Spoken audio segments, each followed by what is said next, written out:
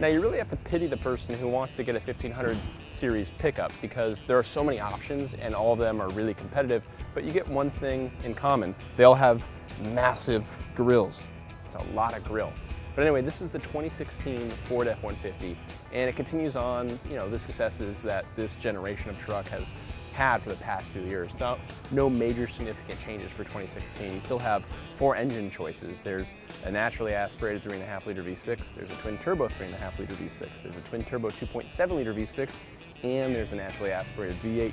Each one works differently for different applications. We have a 2.7 V6 in our long-term F150, which you can read more about at Edmunds.com.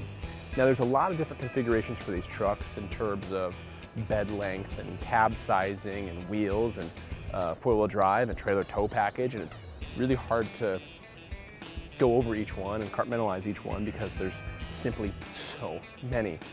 We can say that the Ford F150 has received an A rating from Edmunds for a variety of reasons.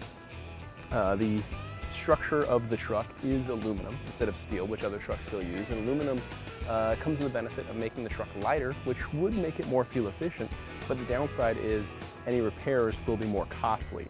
Whether that matters to you is a matter of personal preference, but that's just the fact of the matter. This is a big cab, short bed it looks like, and this one actually has in the bed here, which is pretty neat,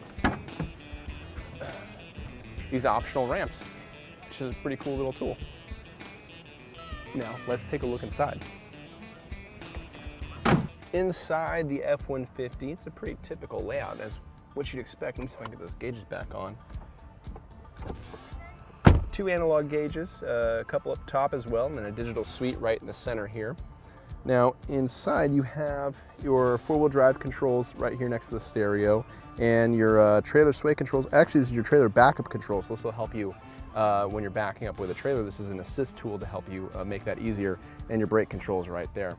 Now, the infotainment system, this is Ford's latest entertainment system. It's called Sync 3, and it should be far more improved over the My Ford Touch system in current models. The system reacts a lot faster than we've had in the models that we've tested, and it looks a lot better. It's a lot easier to read and all that as well. We look forward to testing it further when we get our hands on one to test. Now, compartments are plentiful. You have all kinds of places to put stuff. You have a ton of power outlets too, and they're kind of scattered around. You have a 12 volt here. You also have a 12 volt right here. You have 2 USB ports and a power outlet, another 12 volt here, and a 3-prong plug there as well. A lot of options, which is great for all the devices everybody has these days. And what would a full-size truck be without a panoramic sunroof? There it is. Now let's take a look in the back seat.